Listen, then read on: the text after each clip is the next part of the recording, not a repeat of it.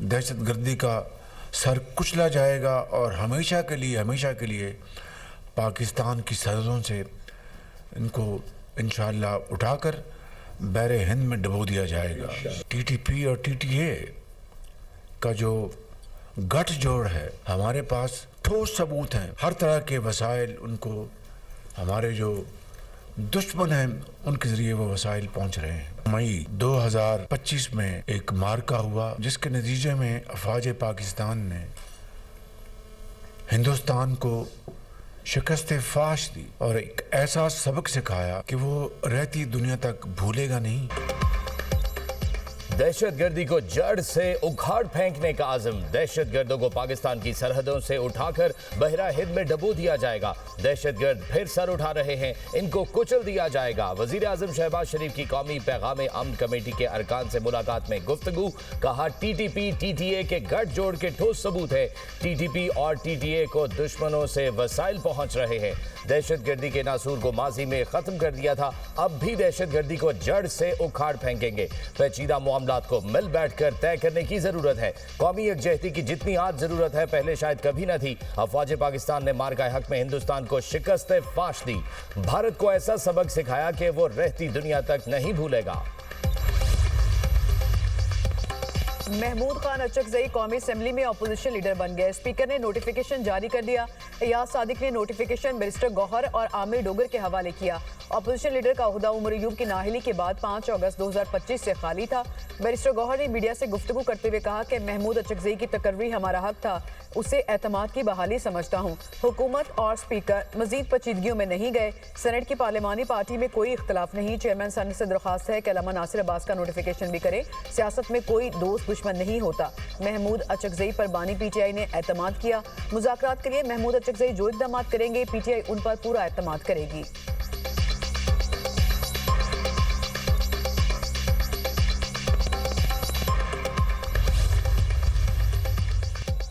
Senate में opposition leader का notification पीर के रोज जारी होने का इम्कान। तहरीक इंसाफ के रहनुमा सेनेटर अली जफर ने दुनिया न्यूज से गुफ्तगू करते हुए कहा, अच्छी बात है कौमी असेंबली में ऑपोजिशन लीडर का नोटिफिकेशन हो गया। उम्मीद है सेनेट इजलास से कबल भी ऑपोजिशन लीडर का नोटिफिकेशन हो जाएगा। हमने अल्लामा राजा नासिर अब्बास के नाम पर इत्तफाक किया। ये एक कानूनी और आईनी अमल था। इस बात को मुज़ाकरात से नहीं जोड़ा जा सकता। मुज़ाकरात के हवाले से अभी तक कोई बात नहीं हुई। सेनेट इजलास से खिताब करते हुए अली जफर ने शिकवा किया कि बानी पीटीआई से मेरी मुलाकात क्यों नहीं करवाई जा रही। ये सियासी इंतकाम है। वकील की मुलाकात में सियासत नहीं होती। ये हर कैदी का बुनियादी हक है। अदालत ने 3 फैसले दिए। हर अदालत ने मुलाकात करवाने का कहा। बानी पीटीआई को जेल में मर्जी की खुराक और दीगर सहूलतें मैसर हैं। जेल सुप्रिटेंडेंट ने रिपोर्ट स्पीकर कौमी असेंबली के पास जमा कराई है। आजम नज़ीर तारड़ का सेनेट में इजहार ख्याल। कहा, जेल मैनुअल के मुताबिक कैदी को सियासी गुफ्तगू की इजाजत नहीं होती। बानी पीटीआई कैदे तन्हाई नहीं काट रहे, उनके पास मुशक्कती भी हैं जो उनका ख्याल रखते हैं।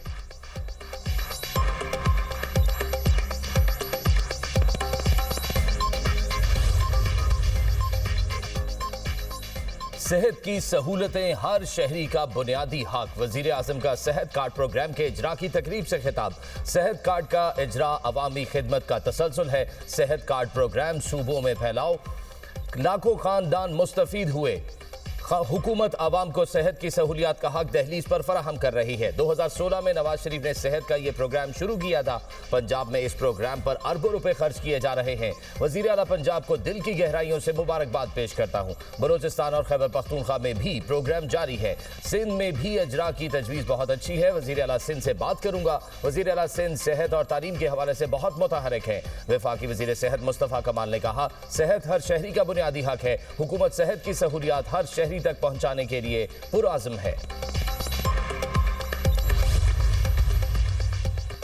रमा साल की सबसे बड़ी मसनूई ज़हानत और टेक्नोलॉजी शोकेस का इफ्तिताह। वफाकी वज़ीर शिज़ा फातिमा ख्वाजा ने तकरीब से खिताब करते हुए कहा, साइबर वॉरफेयर का मार्का हक में कलीदी किरदार था।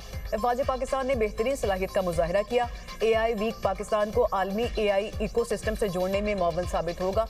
आइंदा चंद माह में पाकिस्तान के बड़े शहरों में 5G लॉन्च हो जाएगा।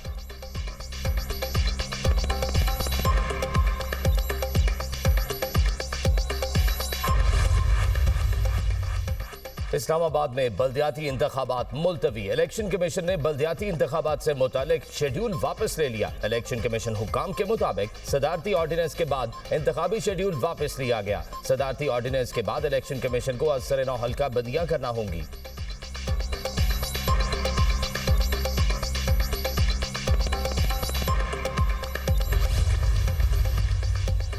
पंजाब में बल्दियाती इंतखाबात ना कराने पर इलेक्शन कमीशन का फिर नोटिस। चीफ सेक्रेटरी पंजाब और सेक्रेटरी लोकल गवर्नमेंट 22 जनवरी को जाती हैसियत में तलब।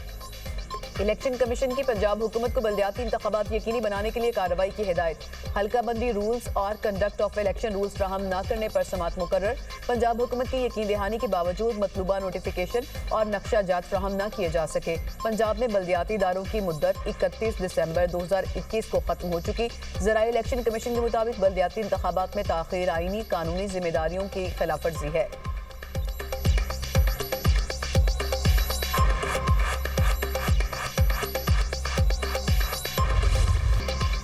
सदर ट्रंप ने ईरान पर तमाम ऑप्शंस खुले रखे हैं। अमरीकी मंदूब का सलामती काउंसिल के हंगामी इजलास से खिताब। कहा, ईरान मजहबी नजरियात के नाम पर अमरीका और इजराइल के लिए खतरा है। ईरान दहशतगर्दी स्पॉन्सर करने वाला मुल्क है। ईरानी रजीम को सूरत हाल का सजावार करार दिया जाएगा। ईरान पर सदर ट्रंप पर कातिलाना हमले की साजिश का भी इल्जाम। माइक वॉल्स ने मजीद कहा, बहुत हो गया, ईरानी हुकूमत के मुजालिम खत्म करना होंगे। सदर ट्रंप बातों वाले नहीं, एक्शन वाले शख्स हैं। ईरान मतलब समझ ले, कत्लेआम रुकना चाहिए। ईरान का तर्ज अमल मुज़ाकरात के बरअक्स है। बरतानवी मंदूब का कहना था, ईरान में हजारों अफराद की हलाकत और गिरफ्तारियां तशवीशनाक हैं। ईरान अपनी पॉलिसी बदले वरना मजीद पाबंदियां आयद होंगी। फ्रांस और लटविया का ईरान से तमाम गिरफ्तार मुजाहिरीन को रिहा करने का मुतालबा।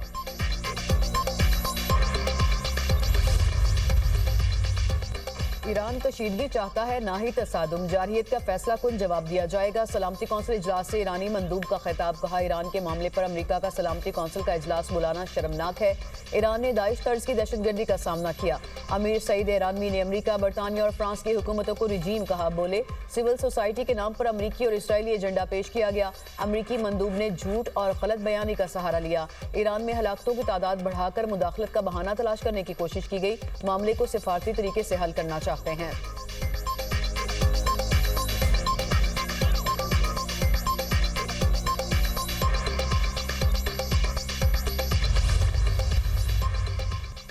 बैरूनी मुदाखलत अक़वाम मुत्तहिदा के चार्टर के खिलाफ है। मुस्तहकम ईरान पाकिस्तान और खित्ते के अमन के लिए जरूरी है। तमाम तनाज़ात के पुरअमन हल पर यकीन रखते हैं। पाकिस्तानी मंदूब आसिम इफ्तिखार का सलामती काउंसिल के इजलास से खिताब। कहा, ईरान और खित्ते की सूरत हाल पर तशवीश है। आलमी कवानीन का ख्याल रखते हुए तमाम फरीकैन सब्र और तहम्मुल का मुजाहिरा करें। मसाइल के हल के लिए सिफारतकारी और मुज़ाकरात को तरजीह दी जाए। ताकत या धमकी सूरत हाल को मजीद खराब कर सकती है। ईरान में हालात जल्द मामूल पर वापस आने की उम्मीद है। ईरानी अवाम और क़यादत चैलेंजेस से निपटने की सलाहियत रखते हैं।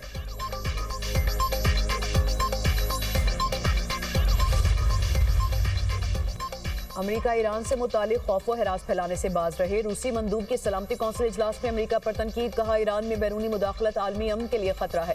बैरूनी कुव्वतों का मकसद इस्लामी जमहूरिया ईरान को खत्म करना है। ईरान की सालमियत के तहफ़्फ़ुज़ के लिए पुरअज़्म है। रूस की मसाइल के पुरअमन हल में ताउन की पेशकश। चीनी मंदूब का भी ईरान की सूरत हाल पर दो टोक मौक़िफ़। कहा, अमेरिका ईरान पर ताकत के इस्तेमाल की कोशिश फौरी तरक करे। अमरीकी धमकियों से मशरिक़ वस्ता में नई जंग के बादिल हैं। चीन किसी भी मुल्क की सालमियत के खिलाफ ताकत का मुखालिफ है। मसाइल का हल UN चार्टर और आलमी कवानीन के मुताबिक होना चाहिए। ईरान को दरपेश मसाइल से निमटने के लिए आलमी बरादरी मदद करे। चीनी वज़ीर ख़ारजा का ईरानी वज़ीर ख़ारजा अब्बास अराग़ची से टेलीफोनिक रब्ता। वांग ई का कहना था कि यकीन है कि ईरानी हुकूमत और अवाम मुत्तहिद रहकर मुश्किलात पर काबू पा लेंगे।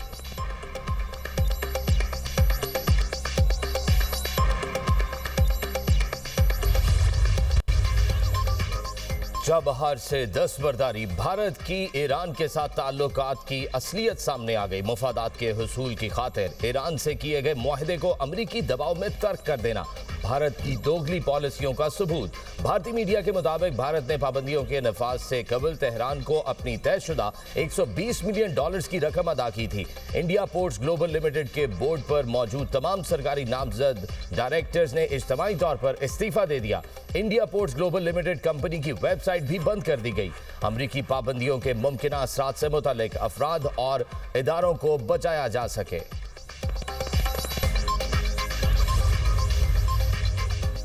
कराची में केमाड़ी के करीब कंटेनर्स टर्मिनल पर आते सदगी इमदादी टीमों ने आग पर काबू पा लिया। कूलिंग का अमल जारी। 20 से ज्यादा फायर टेंडर्स ने इमदादी कार्रवाइयों में हिस्सा लिया। आग बुझाने के लिए पानी के साथ फोम का भी इस्तेमाल किया गया। 20 कंटेनर्स को आग ने लपेट में ले लिया। मुख्तलिफ नौइयत का सामान मौजूद था।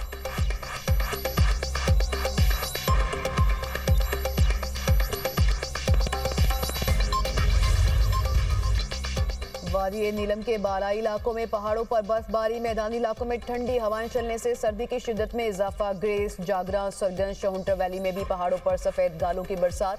ग्रेस वैली में पारा -16, केल में -14 रिकॉर्ड। चिल्लास, दियामिर के बालाई इलाकों में भी बर्फबारी का सिलसिला वक्फे से जारी। बाबूसर टॉप, नांगा पर्वत, तोर टॉप पर भी सफेद मोतियों की बरसात। दारेल के बालाई इलाकों में भी बर्फबारी। महकमा मौसमियात की आइंदा हफ्ते तक बारिश और बर्फबारी का सिलसिला जारी रहने की पेशगोई। इस्लामाबाद, लाहौर, फैसलाबाद समेत पंजाब में 20 जनवरी से बारिशें मतवक्के। कराची समेत सिंध के कई इलाकों में 22 और 23 जनवरी को बारिश की पेशगोई। बालाई इलाकों में 21 से 23 जनवरी तक शदीद बर्फबारी का इम्कान। आज से 22 जनवरी के दौरान शुमाली इलाका जात में शदीद बर्फबारी होगी। NDMA का अलर्ट जारी।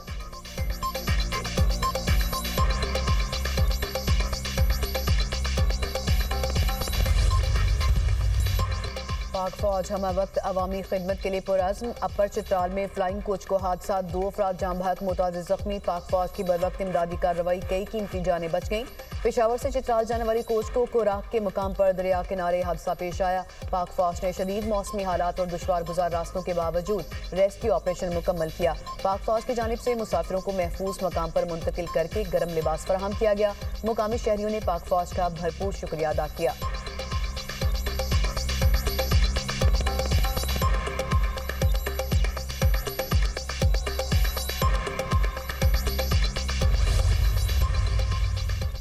वाशिकनाग रोड पर 2 गाड़ियों में तसादुम झुलसकर 5 अफराद जान की बाजी हार गए। हादसे के बाद दोनों गाड़ियों में आग लग गई। इंतजामिया के मुताबिक गाड़ियों पर पेट्रोल के ड्रम लोडेड थे, जिसके बायस आग लगी।